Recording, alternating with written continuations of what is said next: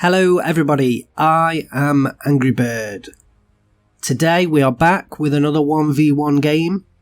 This game was part of the Back to War Tournament, and this was run probably a couple of months ago now, so we're still not quite up to date, but we'll get there eventually. And today I'm playing the US 3rd Armoured, and we're up against Nilla, playing the 352nd Infantry. Just before I start the game, I just wanted to quickly show you the deployments. So I think it's quite an important point coming here. So I'm playing the 3rd Armoured, I'm playing Balanced Income. Nilla's playing the 352nd, playing Maverick Income. And this is only, what, sixth game? So bit of a pretty big error here, in that if you look where I'm pushing, especially in the centre here, I'm pushing over the 50-50 line. Over on the left, I'm trying to obtain a flag that sits just around about here, and on the far left, I'm pushing kind of just over the 50-50 line into a position where kind of you'd expect the northern player to reach. And this is a pretty fatal flaw for somebody playing Balanced against a Maverick Income. Because really, against Maverick Income, you want to make sure that you're starting forces. You know, you really don't want to lose those starting forces, because in Phase A, you're at a 200 point disadvantage. And then in Phase B, you're at another 400 point disadvantage. So it's not until sort of midway through Phase C that you even get to an equal footing on the income game. So it really is important playing Balanced Income to focus on getting a good start, and sometimes, you know, maybe it's better to sacrifice a little bit of territory where you can, to sort of preserve your starting force. But what I would say is Nilla played exceptionally well in this game, and I played with him, you know, quite a lot in sort of team games in Steel Division 1, and he definitely surprised me playing him again in Steel Division 2. He's a top player, and I got the pleasure of playing him again in the Ayrshire Cup, but I think he did pull out towards the end, so it's a shame. I don't think he's playing much Steel Division 2 now, which is a shame, because I think he is a good player. He's certainly very good at his infantry game. So we've got the flamethrowers going all the way up to the start, to the top of the town, but being engaged against two Flammenwerfer, and they're just taken out straight away. This M8 did brilliant work for me at the start.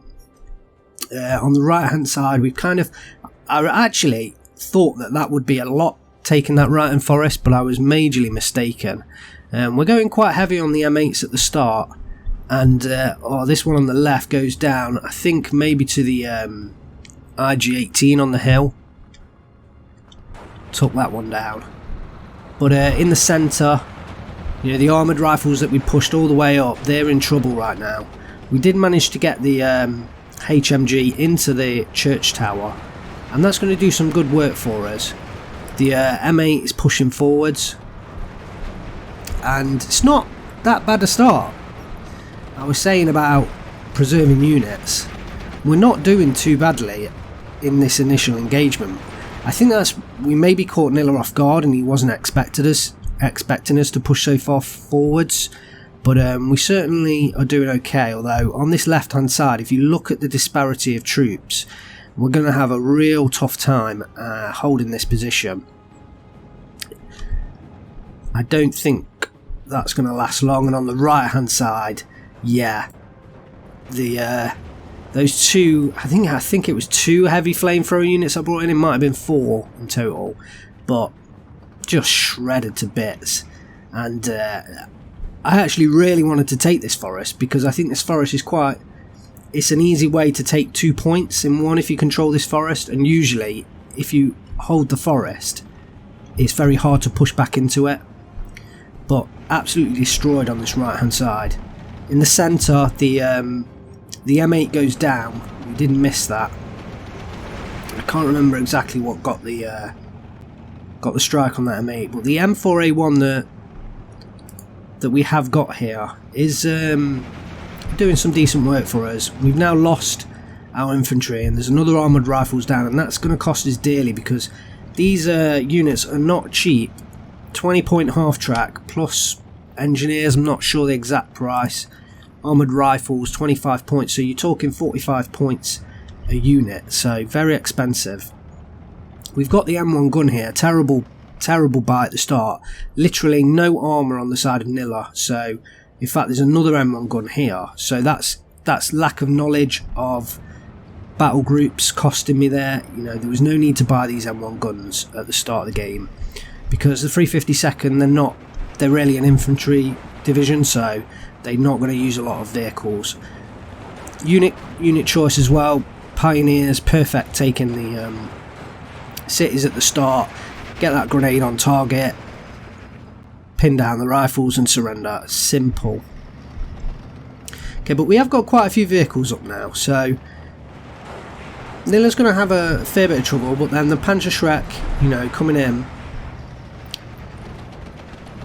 Luckily we did manage to take that down before it did some real impact, and these Grenadiers are in a little bit of trouble because there's no anti-tank on them. So on the right hand side we tried to push in more units to try and take this right hand side, so I really wanted to take this, but yeah, it was really failed attempt. I think if we'd have managed to take it, then it would have been excellent progress, but you know, a failed attempt. I shouldn't have pushed units. Once I'd lost those initial forces, pushing more forces in there, I was pretty much guaranteed to lose them, and when you're playing balanced against Maverick, that's hard losses to take, you know. So just back to the centre, we're actually, you know, we managed to push out the Grenadiers in the centre, and really the vehicles are doing some excellent work for me. But Nilla has quite the infantry sort of, those infantry units up there just waiting to attack, and I think he's concentrating in other areas right now, possibly on this left hand side and obviously on the right as well, where, you know, he's just decimated my forces. He's actually brought in the 150mm artillery piece, and that is, you know, it's going to hurt me as well. I actually pushed this M3A1 half track. You know, I didn't know these units were here. I just pushed this forward because I kind of thought I'd taken this, and sometimes, you know, if you don't, I didn't think I needed that unit, so just push it forward, put some pressure on him. But I didn't know that Pak 38 was there. I think that was the thing that took out the M8 Greyhound. We also pushed the Shermans forward as well. But the ME-109 comes back and basically falls back, you know, the Stuart. It's difficult to accept that, because the fighter really shouldn't have pinned down that Stuart. So yeah, that was a difficult blow. And all of this happened while I wasn't actually even paying attention to this. When I moved the M5 half track up, I actually switched and started paying attention to the right and the left hand side, and we're getting absolutely destroyed on all flanks, but I wasn't watching any of this. And then I came back, and literally I came back to this, where before it I was up here, I had my tanks about to be in great positions to sort of overlook this supply road, and then, you know, I looked back and the entire town was just covered in infantry. It was totally unexpected. So a fantastic move by Nilla, but, you know, I think taking that Stuart that got pinned down by the fighter, that was quite a blow, because if those vehicles would have been able to sort of stick around, they could have picked off a lot of the infantry, because there's no anti-tank on them. So yeah, the Pak 38 did a great job as well. You know, that's why this mortar was here, I think, to try and take that out. But really a masterful display by Nilla in this game. I mean, just look at the forces he's got on the ground. No vehicles whatsoever. It's all completely infantry. He's got a couple of pack guns, a couple of IGs, and he's supporting it all with 150 mil and some great aircraft play. But the fighters have since been nerfed, so their strafing potential isn't as their strafing ability isn't as great as it was. And I kind of hope now that they wouldn't be able to pin down that Stuart in one go. They might get it pretty highly stressed, but not pin it down all in one strafe. I think that's too overbearing, but I think they've changed it now, and I'm not sure whether it would pin it down or not. But at this stage, I knew the game was sort of over. If you just look at the disparity of troops on the ground, there's no way you can come back from this. And that's why I was kind of saying at the start, with balanced income, you really have to conserve your forces, because we are not even out of A phase. So we're not even at the point where Nilla's got massive income advantage. I mean, at the moment he's got 200 points advantage, but he's going to get those 200 point advantage plus another 200 points advantage. So yeah, there's definitely different play styles, understanding play styles and understanding income. I mean, I'd never played up to this point, I'd never played anything but balanced income. I'd never played the third armoured, and I didn't really understand the income game. I think now I have a better understanding that balanced playing Maverick, you've really got to try and conserve your forces and not spend needless, points on units you're not going to need. So those two M1 guns, that's 90 points spent on those. I think as well the half tracks, although they can be useful, and they were sort of useful at 20 points for a half track, it's kind of difficult to justify the spend. I think I would rather have just had an extra armoured rifle for that. So I think bringing out 2 mortars as well, it was just too much. Against playing balanced income against Maverick, I should have made do with 1 mortar instead of 2. So, another sort of income decision that hurt me. And Nilla's really going to use his aircraft now to his advantage. I've got the P-51D, trying to chase down that ME, but it's not going to, I pulled that one off. It's not going to work. Again, he's forcing me to spend money on fighters, which I'd rather spend on ground forces. So finally he brings in the Jagdpanther, and that's like, penetrating that is going to be an absolute nightmare. 140 millimeters frontal armor. I don't think I've got nothing on the ground right now that can take that. The only thing would be the armoured rifles with the bazooka. These two getting surrounded by the Pioneers. What a move that was. That was genuinely amazing. That was fantastic. Little tactical flank there around. Superb move. Now, I mean, look what's defending this left hand side. 1 M5 Stuart and 1 M4 Sherman. Terrible. Look at the number of forces in the centre. I mean, he's 18-6 up. He doesn't even have to push anymore. Literally, he's 12 minutes into the game, and he could literally just go full defensive right now, and he would win the game, no doubt. So I'm trying to throw in more units. I'm now in B phase, so I have the armoured rifles in the trucks, and at least it's given me a little bit more sort of income, or not income, but it's giving me more efficient troops. But yeah, It's not looking good, really. This Pack 38 looks like it's coming through the forest, and it's probably going to take a position here and take out this Stuart. I've got the mortar being advanced on by infantry. I'm trying to get infantry units in to attack the centre, but the problem is I'd like Shermans here to kind of help me attack. Dare and move with this armoured rifle. We do get that unloaded, but look at the number of infantry.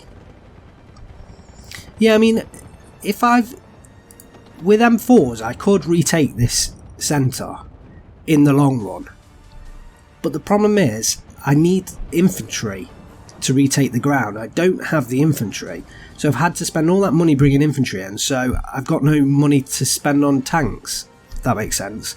You know, the left's completely unguarded, so, you know, I brought a jumbo across. I'm not sure if that... I think that jumbo must have been in response to the Jagdpanther. Yeah, and there's the surrender. So I surrendered the game. 14 minutes 7 seconds. Crash in defeat. So kill death loss ratio of Nilla's killed twice what he's lost, basically. So crushing defeat for me. Let's have a look at the kills on my side.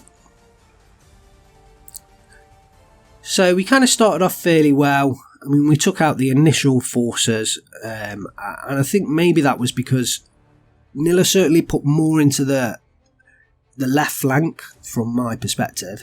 You know, his right flank. He certainly put a lot more units into that area, and he put more than me into, you know, the right flank into those two forest flagged areas.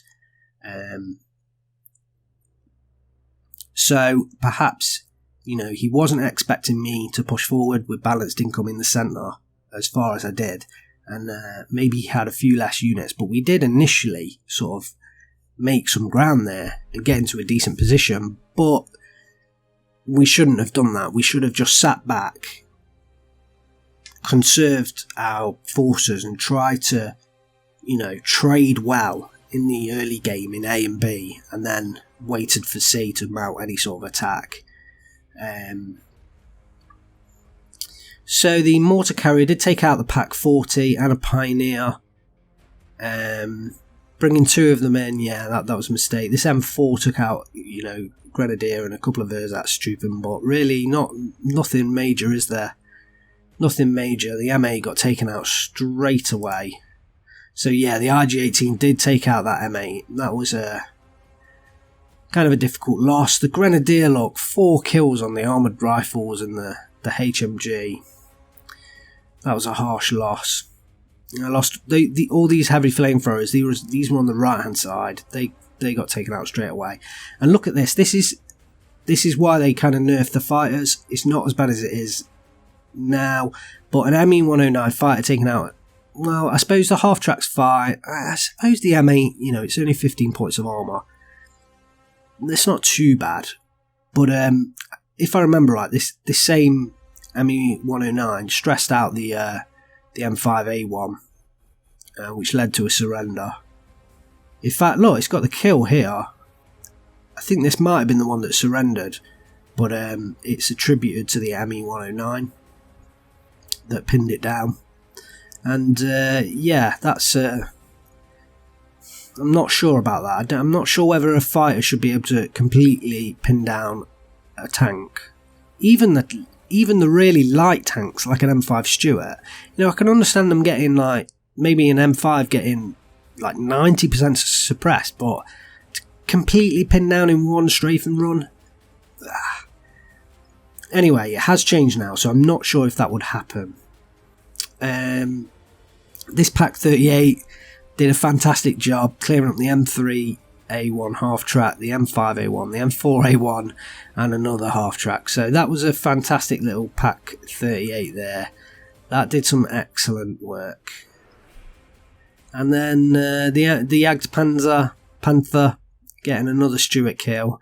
And yeah, those Stuarts were never going to take on a Jagdpanther, so yeah, hopefully you enjoyed this one. It was certainly a lesson in how to lose, that's for sure. I think it was a quick game, so maybe you didn't get to see a lot of action, but certainly take in, if you're playing yourselves and you want to improve, take into the point that if you're playing a balanced income and you're playing against someone who's Maverick, or even sometimes against someone who's Vanguard, your division won't be as strong until phase C. So sometimes if you lose territory to kind of hold the number of your forces, or if you give up territory to sort of maintain your forces, so you're not needlessly wasting forces in phase A and B, then you'll be much stronger for it in phase C. And yeah, if you're going to take anything from this video, take that, really. Well, thanks very much for watching. There will be plenty more of these. I have another Back to War tournament video coming up next time. I think it's next time then. I might have played some ranked games, although no, I think the second game was on the same day, so I think that is coming up next time, and that one is against Curbs, so again, look out for some great gameplay. Okay, thanks very much for watching. Please like, comment and subscribe.